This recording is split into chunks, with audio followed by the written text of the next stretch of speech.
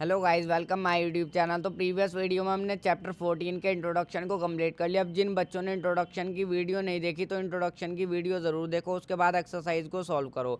तो आज की इस वीडियो में हम एक्सरसाइज 14.1 को स्टार्ट करेंगे। तो चलिए क्वेश्चन नंबर फर्स्ट को देखते हैं। इसके अंदर हमें क्या बोला है, कंप्लीट द फॉलोइंग स्टेटमेंट। देखो क्वेश्चन नंबर फर्स्ट में हमें फिल इन द ब्लैंक्स दिए हुए हैं, हमें जो है इन ब्लैंक को फिल करना है।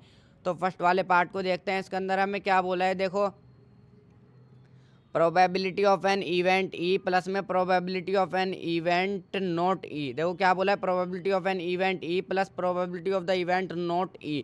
किसी इवेंट की होने की प्रोबेबिलिटी प्लस में उसी इवेंट के ना होने की प्रोबेबिलिटी जो होती है वो 1 के इक्वल होती है। देखो मैंने इंट्रोडक्शन वाली वीडियो में भी बताया था, किसी चीज़ के होने की प्रोबेबिलिटी प्लस में उसी चीज़ के ना होने की प्रोबेबिलिटी जो होती है वो 1 के इक्वल होती है। अब मूव करते हैं सेकंड वाले पार्ट को समझते हैं। देखो इसके अंदर हमें क्या बोला है, the probability of an event date can not happen is. ऐसा इवेंट जो कभी हो ही नहीं सकता उसकी प्रोबेबिलिटी क्या होगी। देखो मैंने क्या बोला, यहाँ पर ध्यान से समझो, कैन नॉट हैपन, ऐसा इवेंट जो कभी हो ही नहीं सकता यानी कि इम्पॉसिबल है, उसकी प्रोबेबिलिटी क्या होगी। देखो उसकी प्रोबेबिलिटी जो होगी वो 0 होगी, और उसको हम बोलेंगे सच एन इवेंट इज कॉल्ड, उसको हम बोलेंगे इम्पॉसिबल इवेंट। उसको हम क्या बोलेंगे, इम्पॉसिबल इवेंट। अब देखो इसको जो है एग्जाम्पल की मदद से भी समझा देता हूँ। सपोज एक डाइस है, देखो डाइस में जो होते हैं वो 6 नंबर होते हैं, 1 2 3 4 5 6। अगर मैं आपसे पूछूँ कि 8 आने की प्रोबेबिलिटी क्या होगी। अब देखो जब डाइस में हमारा 8 नंबर है ही नहीं, तो डाइस में जो लूडो का दाना होता है, देखो उसकी बात कर रहा हूँ, जब डाइस में हमारा 8 नंबर है ही नहीं तो 8 नंबर हमारा आएगा भी नहीं। या फिर मैं पूछूँ कि 7 आने की प्रोबेबिलिटी क्या होगी, तो 7 आने की प्रोबेबिलिटी जो होगी वो 0 होगी। इसी तरीके से देखो मैंने इसको इम्पॉसिबल इवेंट को बहुत अच्छे से इंट्रोडक्शन वाली वीडियो में भी समझाया था। थर्ड वाले पार्ट को कवर करते हैं। देखो अब इसके अंदर क्या बोला है, the probability of an event that is certain to happen is dash such an event is called. देखो क्या बोला, the probability of an event that is certain to happen. देखो ऐसा इवेंट जो पक्के तौर पर होगा यानी कि ऐसी घटना जो हर हाल में होगी उसकी प्रोबेबिलिटी क्या होगी। देखो उसकी प्रोबेबिलिटी जो होगी, यहाँ पर देखो, यहाँ पर इस तरीके से डैश है, इज 1, उसकी प्रोबेबिलिटी जो होगी वो 1 होगी। ऐसे इवेंट को हम क्या कहेंगे, श्योर या फिर सर्टेन इवेंट, कुछ भी लिख सकते हो। यहाँ पर लिख लो सर्टेन इवेंट, सर्टेन या फिर श्योर इवेंट। देखो कुछ भी लिख सकते हो, SURE श्योर इवेंट लिख लो या फिर सर्टेन इवेंट लिख लो, इससे कोई भी फर्क नहीं पड़ेगा। चाहे खाली देखो सर्टेन इवेंट लिख देना या फिर श्योर इवेंट लिख देना। अब देखो ये मैंने बता दिया, इसको भी जो है एक एग्जांपल की मदद से समझ लेते हैं। सपोज देखो एक बैग में, जो इंट्रोडक्शन वाली वीडियो में समझाया था वही वाला एग्जांपल ले लेता हूँ। एक बैग में सपोज 6 की 6 जो है वो काली बॉल है। 6 की 6 कैसी है, 1 2 3 4 5 6, 6 जो है 6 ब्लैक बॉल है। अब अगर मैं आपसे पूछूं रैंडमली इस बैग के अंदर हाथ डालो और एक बॉल को निकालो, फिर पूछूं कि ब्लैक बॉल आने के कितने चांस है। अब देखो जब इसके अंदर 6 की 6 ब्लैक बॉल है तो 100% चांस है कि ब्लैक बॉल ही निकलेगी।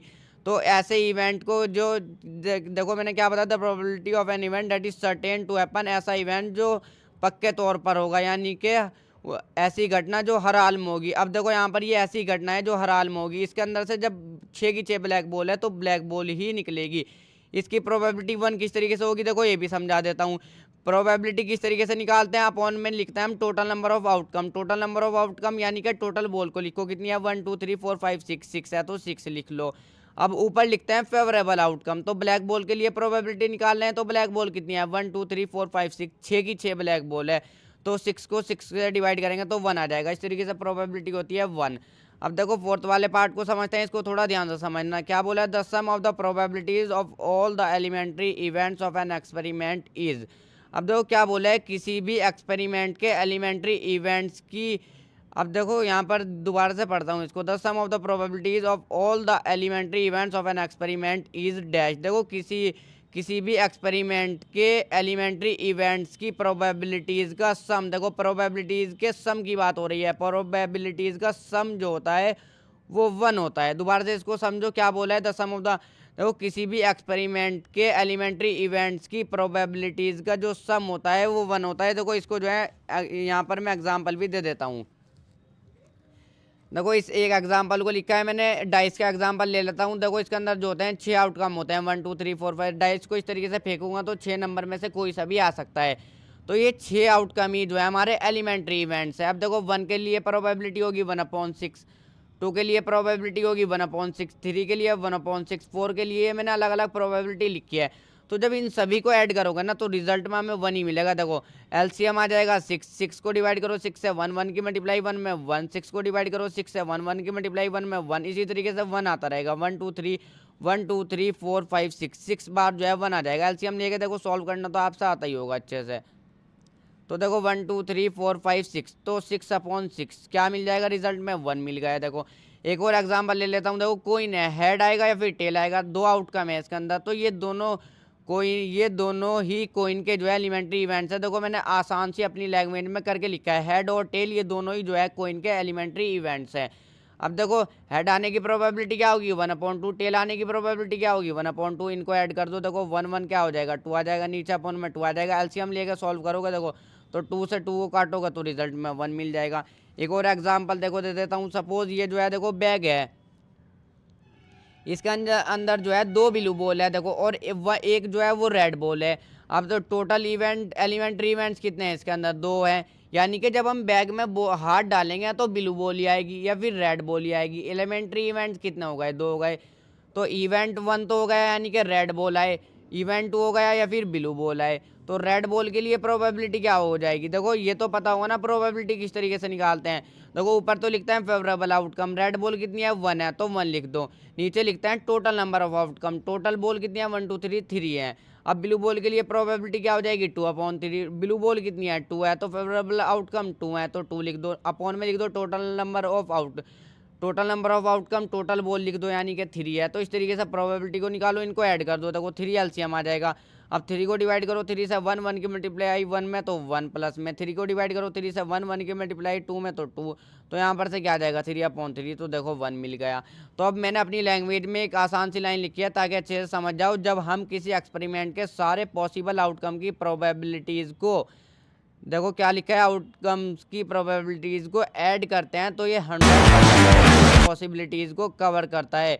प्रोबेबिलिटी में 100% को 1 लिखा जाता है। देखो इस चीज़ को आपको ध्यान से समझना है।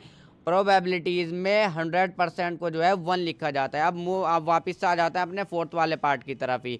क्या बोला था? The sum of the probabilities of all the elementary events of an experiment is, किसी भी एक्सपेरिमेंट के एलिमेंट्री इवेंट्स की प्रोबेबिलिटीज़ का सम जो होता है वो हमारा 1 होता है। देखो अब समझ गए होंगे। तो 5th वाले पार्ट को भी कवर करते हैं। देखो इसके अंदर क्या बोला है? The probability of an event is greater than और equal to and less than और इक्वल टू। देखो ये भी मैंने इंट्रोडक्शन वाली वीडियो में बताया था। प्रोबेबिलिटी ऑफ एन इवेंट जो होता है हमारा, देखो प्रोबेबिलिटी ऑफ एन इवेंट जो होता है हमारा वो 0 से तो बड़ा होता है या फिर 0 के इक्वल भी हो सकता है, और 1 से जो होता है वो छोटा होता है, यानी कि 1 भी हमारा जो है हो सकता है। तो क्या बोला? The probability of an event is greater than और equal to. Probability of an event जो होता है हमारा वो ग्रेटर देन 0 से बड़ा होता है, या फिर देखो ग्रेटर देन और इक्वल टू लिखा है यानी कि 0 के इक्वल भी हो, यानी कि प्रोबेबिलिटी हमारी 0 भी हो सकती है, 0 से बड़ी होगी, और 1 से छोटी होगी, या फिर 1 भी हो सकती है, एंड लेस देन और इक्वल टू 1।